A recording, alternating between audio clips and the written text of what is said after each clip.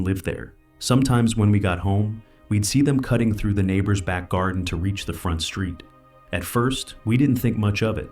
Perhaps they knew the owner and had permission. Then, on our first night in the new house, we were sitting in the back garden, enjoying the space, and glanced up at the houses behind us out of curiosity. That's when we noticed a man staring directly at us from a window. He wasn't being subtle about it. He made it very obvious. His face was expressionless, and the room was dark, which made the whole situation even more unsettling. We figured he was just curious about his new neighbors. However, after half an hour of that silent stare, we decided to go inside. The following few days were uneventful. I went to work, and my girlfriend continued unpacking. One evening, we decided to sit in the garden again. It was dark, but we were enjoying looking at the stars and having deep conversations until we heard the makeshift wooden board fence being moved. 3 men appeared standing there, staring at us. "Are you okay?" I asked, knowing they wouldn't leave unless I said something. The youngest looking one, perhaps 29, was holding a large bag, and we had no idea what was inside. He offered us some stolen washing up tablets, which we declined. I made a joke about it because the situation felt so awkward. He smiled and said, "Okay," and then they left.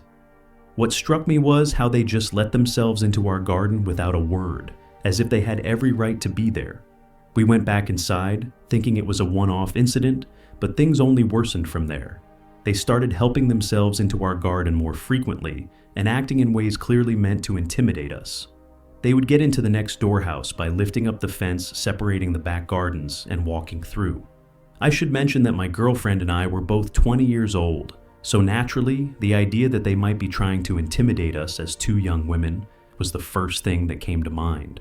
One day, while I was cleaning the front room, 2 police officers came around the side of our house and entered the abandoned garden. They lifted up the fence and looked around for a few minutes before leaving without saying anything. I found it strange but carried on with my day, figuring maybe the people next door were causing trouble. A few days later, the police knocked on our door. They explained that the house behind us was now vacant. The men had been evicted for antisocial behavior, apparently towards us and other neighbors as well. Honestly, we were relieved. Even though they hadn't physically done anything yet, it meant they wouldn't get the chance to escalate things. We continued settling into the house, but one day while I was in the bath, I heard a loud bang outside. I quickly got dressed and ran to find my girlfriend. I discovered her recording something from our spare bedroom window, which faces the garden of the now empty house. I asked what was happening, but she shushed me. After a moment, she explained. A man we had never seen before had pointed up at our bedroom window, and when she noticed him, he sprinted full speed toward our house. He tried our door handle as he passed, then ran back into the garden, threw the broken fence up, and started banging on all the windows of the empty house. We called the police immediately. They came, watched the video, took a statement, and left. We were shaken. Why would he try our door handle and then break into that house? What was he planning? A few nights later, while we were in bed, we heard whistling. The kind of whistle men use to harass women. It was 2:16 a.m. We listened quietly, then heard someone tapping on our window. Terrified, we checked the cameras, but for some reason, they hadn't recorded anything. Whoever it was must have left shortly after because the noises stopped. We were too scared to sleep. So, the next day we went to my mom's and stayed the night. When we returned the following morning, we noticed our Ring doorbell had been removed and placed on the floor. The SD card was gone. Someone had clearly come back, and we knew who it was. Who else would do that? We called the police again, and they told us to keep all doors and windows locked. The woman on the phone even said that the removal of the camera could be a sign they were planning something, which terrified us even more, but at least she was honest. The whistling, banging, and attempts to re-enter the house continued for weeks. We made multiple police reports. They never tried our door again, so we hoped it was over. But 3 weeks later, while in bed watching funny clips from our camera, we checked the live feed. That's when we saw a man outside wearing a black mask covering his mouth and nose, with his hood up, standing in front of our garden with his arms spread wide, like he was imitating Jesus on the cross. He stared up at our bedroom window with his head tilted. We froze. At that point, we had moved the camera inside the house so it didn't record. We were so shaken, we didn't even think to screen record. He then spoke, but we couldn't hear what he said. Then he turned around, walked to the opposite side of the street, and just stood there staring at our house for about 30 minutes. We called the police again. They said it wasn't illegal to stare at someone's property and dismissed the whole thing. Even when we told them what he did on our lawn, they made us feel like we were overreacting. We couldn't sleep for days. Any noise outside terrified us, even normal ones. Then one night at 2:52 a.m., we got a notification. I woke my girlfriend and said, "Someone's outside." "I know it. Please check the camera."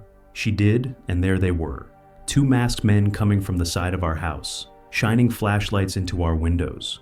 One of them, the same man who had been harassing us, was holding what looked like a crowbar. Why us? What was the point of this? For days on end, he would stand across the street, pointing, waving, or shouting things up at our window. Every time we looked, he would stare blankly at us.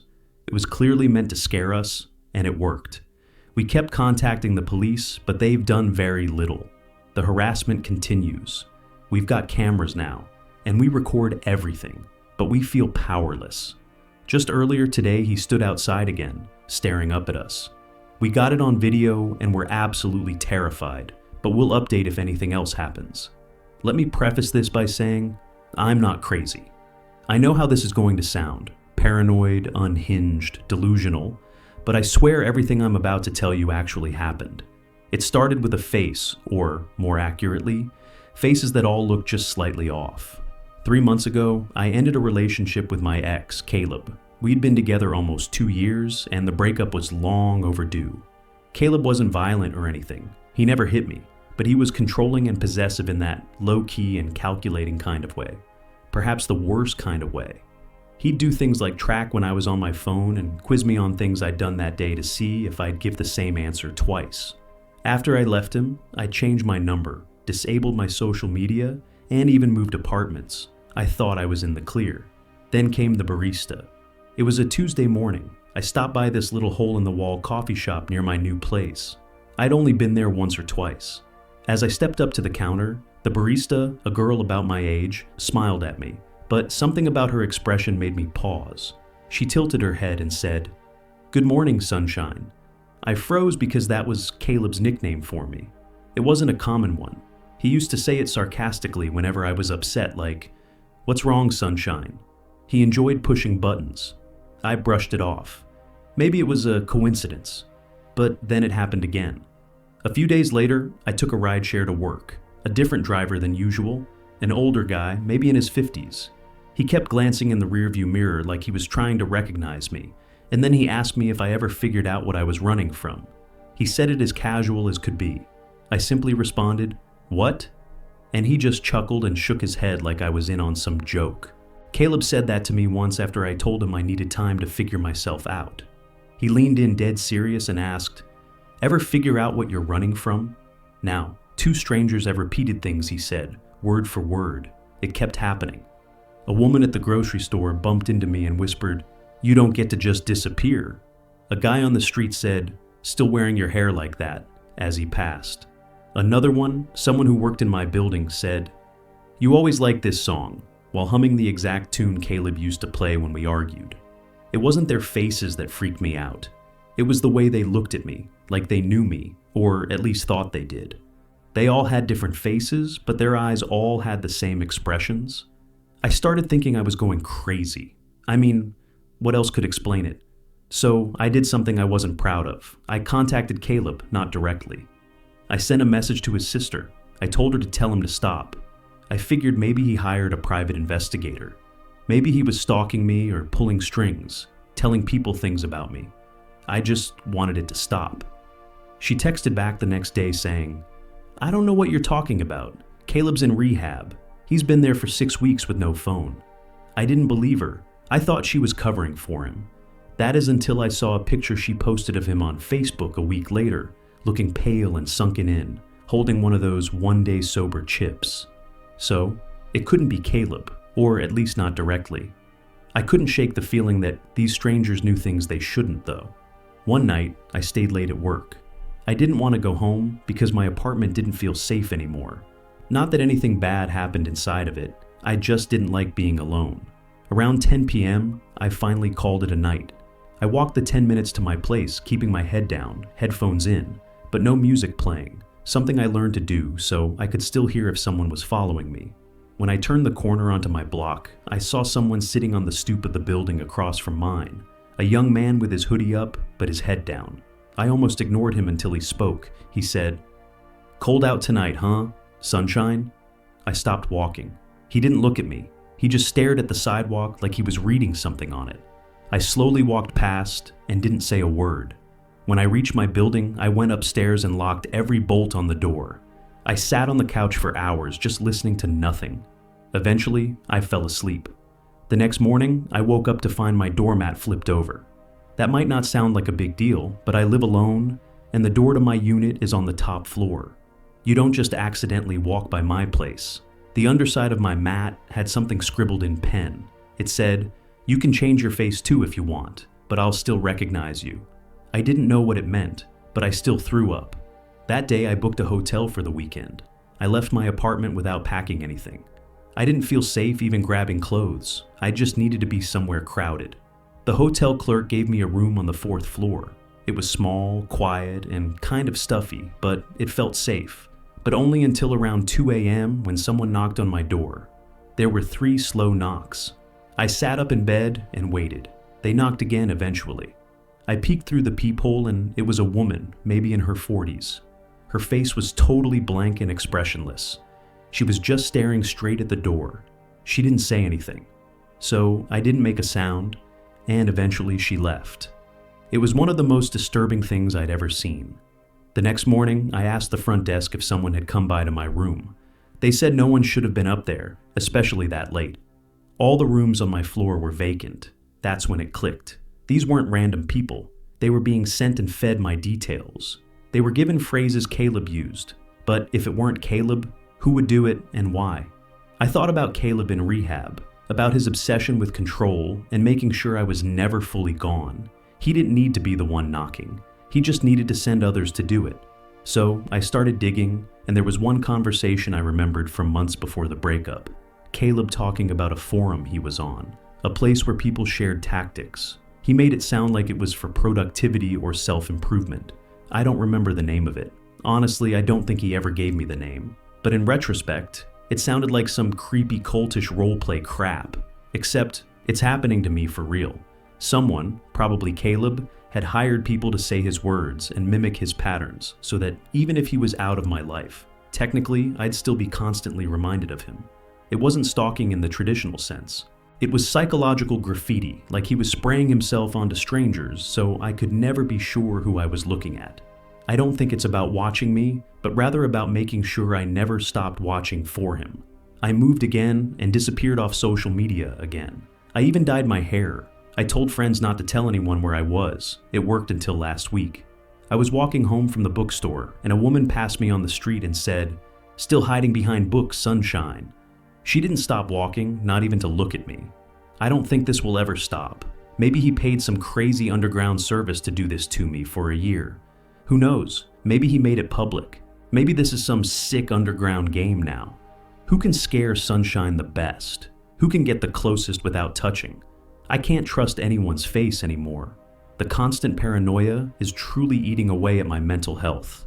My family is a group of homebodies that don't travel, so everyone was surprised when my aunt proposed a trip to one of Michigan's Great Lakes.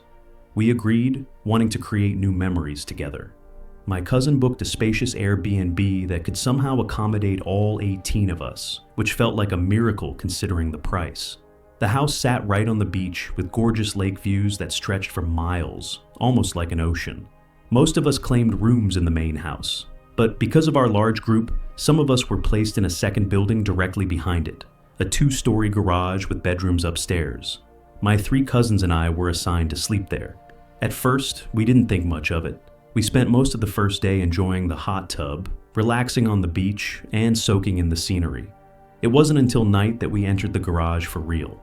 The space was outdated and neglected with carpeted bathrooms that smelled like mold, stained bed linens, and a poorly secured latch on the door. Clearly, the cleaners focused on the main home and ignored the garage. My cousins were grossed out and refused to sleep on the beds unless we washed the sheets, so I suggested we do laundry. The machines were small, so we could only do one set of bed sheets at a time, and it was obvious we'd be up late. We passed time upstairs, waiting for the first load. My cousin Maria complained about how we got stuck with the worst place, and as she spoke, I started to feel uneasy, like something bad was coming. I've had this feeling before, a rare kind of intuition that usually ends in a nightmare or something worse. I told my cousins to stay alert, and they listened, especially since we'd all experienced a break-in before when we lived in Detroit. Around midnight, the bell rang from the first floor, signaling the wash was done. I went downstairs alone, swapped the load into the dryer, and brought up the clean-smelling sheets. When my cousins saw how clean they were, they wanted their bedding washed too. So I kept going up and down between cycles doing everyone's sheets. At around 2:37 a.m., we were finally done. We made the beds, and we were too tired to stay up any longer. My cousin Nikki insisted we leave the light on, and while they all fell asleep quickly, I stayed up doing some schoolwork on my phone. I'm a light sleeper, something that stuck with me since the break-in, and I remained hyper-aware of my surroundings, even while half asleep. Then, around 3 a.m., a loud bang hit the garage door like someone had thrown their body against it. I sat up, startled, but my cousins didn't move. I tried telling myself it was just wind, though the noise was too heavy for that. Still, I stayed quiet and tried to sleep. But then it happened again. Same deafening crash, this time shaking the garage door. The building trembled from the impact. I was fully awake now, watching the lamp-lit room as my cousins continued to sleep. No animal or gust of wind could cause that. 20 minutes later, the third boom hit. The garage shook again, and finally, two of my cousins bolted upright. I asked if they heard that, already knowing the answer. Nikki asked what that was, and I said, "I don't know, but this is the third time I'm hearing it. We all agreed no wind could cause that sound." Nikki suggested texting her mom, my aunt, so we did. It was 4:11 a.m. when she responded, realizing something serious must be going on. She woke my uncle, who ran outside to check the property. We stayed upstairs, too afraid to move, until we heard knocking. It was my uncle at the door, and when we opened it, we saw him standing there with my dad and a few of our older male cousins. That's when I knew it was serious. There was no wind, no one playing around. My uncle told us to grab our things and go to the main house. Then he said there was someone on the property, and that's what made my heart sink. I threw everything into my suitcase and we all rushed out of the garage. Once inside the main house, most of the family woke up from the noise and commotion. We sat in the living room, trying to piece it all together. I told them about the first two loud crashes and my cousins confirmed the third. My aunt explained that when my uncle went out to investigate, she followed him. He shouted, "Hey!" at someone standing behind the garage. The door to the main house slammed behind her right then, and there was no wind to explain it. She feared someone might have slipped into the house, so she ran to wake my dad and cousins. After searching, no one else was found inside. Then my uncle described what he saw. A man stood behind the garage, not hiding or moving, but staring like he wanted to be seen. When my uncle called out, the man didn't flinch. He simply walked away and vanished. Not into the darkness, but into thin air. The leaves on the ground didn't crunch, and there were no footsteps left behind.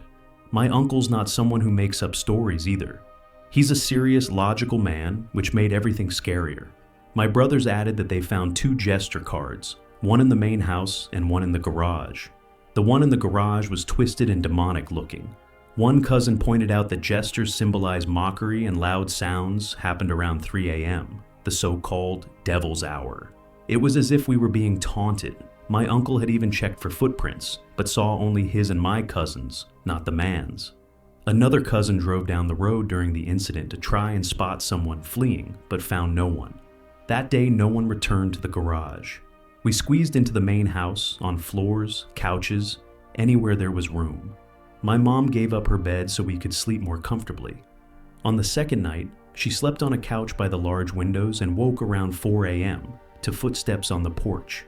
She didn't dare open her eyes. She was afraid of seeing someone looking in.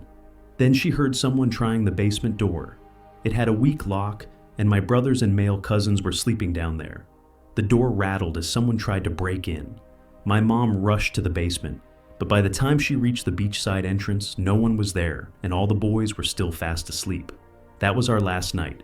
Though we planned to stay until Tuesday, we left Monday instead. On the way home, we couldn't stop talking about what had happened. When my mom found out I had been going downstairs alone during laundry, she theorized that someone might have been watching me and thought I was alone in the garage. The time between my last trip downstairs and us going to sleep lined up way too well with the banging sounds. Theories started to form. Some of us thought it was a neighbor trying to scare us off. Others believed there was something paranormal, especially because of the jester cards. My aunt pointed out that a normal person would have run when my uncle spotted them, but this man didn't run. He just watched and disappeared. We contacted the Airbnb host, who claimed she'd review the footage from the camera above the garage door, but we never heard back. It made us wonder, did she know the man? Was he a neighbor? When we first arrived, my sister and cousin had walked the beach and passed a woman next door. She watched them coldly without friendliness or a greeting, just an unfriendly gaze. The house was in the middle of nowhere, and we understood how constant Airbnb guests might annoy locals, but we were respectful. We didn't deserve what happened. This was our first family trip, and hopefully not our last. Even after everything we went through,